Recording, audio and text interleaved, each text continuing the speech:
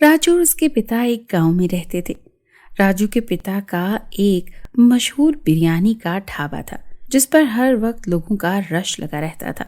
गांव वालों को राजू के पिता की बिरयानी बहुत पसंद थी। राजू के पिता के हाथ में ऐसा जादू था कि सारा गांव उसकी बिरयानी का दीवाना था। एक दिन राजू के पिता की तबीयत बहुत खराब पड़ गई और उसी रात राजू के पिता मर गए। पिता की मौत के बाद राजू ने अपने पिता की बिरयानी की दुकान संभाल ली।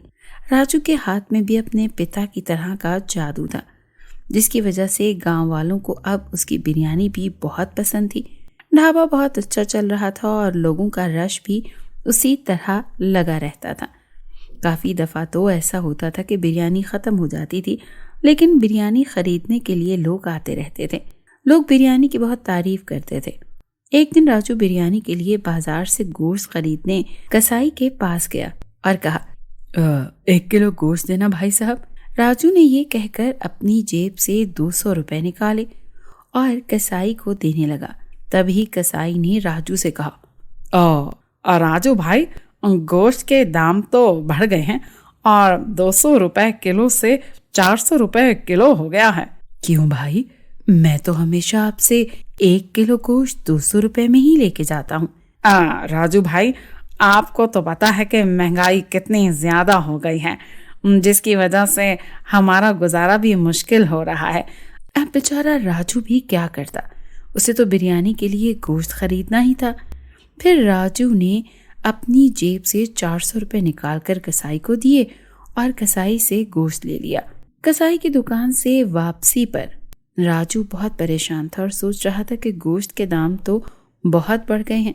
अगर इसी तरह मैं रोजाना कसाई से इतना महंगा गोश्त खरीद कर लाता रहूंगा तो मुझे तो मुनाफा कम और नुकसान ज्यादा होगा। क्यों ना ऐसा करूं कि बिरयानी की कीमत बढ़ा दूं।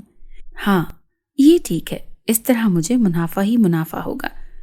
ये सोचते हुए राजू घर वापस पहुंच गया था। अगले दिन राजू ने बिरयानी के दाम बढ़ा दिए, लेकिन जो कोई बिरयानी के दाम सुनता खाए बिना ही वापस चला जाता। उस दिन कुछ लोगों ने ही उसकी दुकान पर आकर बिरयानी खाई। राजू की दुकान पर अब रश पहले से बहुत कम हो गया था और उसको मुनाफा भी कम होने लगा था, जिसकी वजह से राजू हर वक्त बहुत परेशान रहता था। मैं बिरयानी के लिए इतना महंगा गोश्त खरीदूं और फिर बिरयानी भी ना बिके, इस तरह तो मुझे बहुत नुकसान होगा। वो हर वक्त इसी सोच में गुम रहता कि ऐसा क्या करूं, मुझे अपने कारोबार का मुनाफा ही मुनाफा हो और खर्चा भी ज्यादा ना करना पड़े। वो काफी देर तक सोचता रहा और फिर उसे एक तरकीब सूझी। वो अगले दिन सुबह होते ही जंगल की तरफ गया और वहां एक गधे को पकड़ा और उसका गोश्त काट कर अपने साथ ले लिया और उस गोश्त की बिरयानी बनाई और फिर उसी तरह बिरयानी को पुराने दामों में बेचना शुरू कर दिया। जैसे ही लोगों को पता चला कि राजू ने बिरयानी के दाम फिर से कम कर दिए हैं, लोगों ने दोबारा राजू की दुकान पर जाकर बिरयानी खाना शुरू कर दी। राजू के ढाबे पर अब फिर से वही रश होने लगा था जैसा पहले हुआ करता था। राजू दिल ही दिल में खुश होने लगा और सोचने लगा कि इनको क्या पता कि ये गधे का गोश्त है। चलो शुक्र है, मेरा मसला तो हल हुआ। अब इनको रोज गधा बिरयानी खिलाऊंगा और बहुत अमीर हो जाऊंगा। देखते ही देखते राजू का ढाबा राजू बिरयानी वाले के नाम से और भी मशहूर हो गया और अब बड़े बड़े अमीर लोग भी राजू बिरयानी वाले की बिरयानी खाने आया करते थे। एक दिन एक अमीर आदमी राजू की बिरयानी खाने के लिए राजू के ढाबे पर गया। राजू भाई, आपकी बिरयानी की बहुत तारीफ सुनी है, जरा आज मैं भी तो देखूं आखिर क्या खास बात है आपकी बिरयानी में। मगर राजू ने कहा, अरे भाई साहब, आप बहुत लेट आए हैं, बिरयानी तो खत्म हो चुकी है, अब आप कल आना। वैसे तुम ये बताओ, तुम्हारी बिरयानी में ऐसा क्या खास बात है कि लोग दूर दूर से तुम्हारी बिरयानी खाने के लिए आते हैं?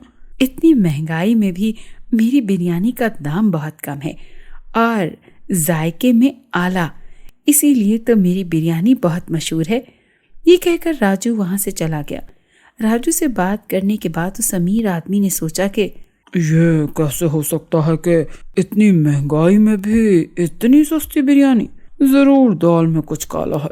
उसने सोचा कि क्यों ना राजू पर नजर रखी जाए कि वो बिरयानी कैसे बनाता है। अगले दिन जब राजू हमेशा की तरह जंगल की तरफ गया तो वो अमीर आदमी भी उसका पीछा करते हुए वहां पहुंच गया। वहां पहुंचकर जब अमीर आदमी ने राजू को देखा तो देखते ही दंग रह गया। राजू हमेशा की तरह गधे को मारकर उसका गोश्त काट रहा था और अमीर आदमी ये सब अपनी आंखों से देख रहा था। अब अमीर आदमी को सब समझ आ गया कि राजू इतने कम दाम में बिरयानी क्यों बेचता है। अमीर आदमी ने फौरन से अपना मोबाइल निकाला और राजू की वीडियो बनाकर अपने घर को वापस लौट गया। अगले दिन वो अमीर आदमी अपने कुछ और लोगों के साथ राजू के ढाबे पर गया। राजू ने जैसे ही उस आदमी को अपने ढाबे की तरफ आते हुए देखा तो जल्दी से एक टेबल सेट कर दी। उसे उस आदमी को देखकर बहुत खुशी हुई। उसने कहा कि आज आपके लिए बहुत सारी बिरयानी है, आप बैठें, मैं अभी लेकर आता हूँ। अमीर आदमी बोला, मैं बिरयानी खाने नहीं आया बल्कि तुमसे कुछ पूछने आया हूँ। राजू उस आदमी की बात सुनकर बहुत घबरा गया। उसको लगा कि जैसे उसका पोल खुल गया है। राजू, तुम अपनी बिरयानी में किस चीज का गोश्त इस्तेमाल करते हो? भाई, ये कैसा सवाल हुआ? बिरयानी में गाय का गोश्त ही इस्तेमाल होता है। बाकियों की बिरयानी में गाय का गोश्त इस्तेमाल होता होगा, मगर तुम अपनी बिरयानी में गधे का गोश्त इस्तेमाल करते हो। राजू ने अमीर आदमी की बात सुनकर फौरन से कहा, आप कैसे कह सकते हैं कि मैं गधे का गोश्त इस्तेमाल करता हूँ? आपके पास अपनी बात का कोई सबूत है?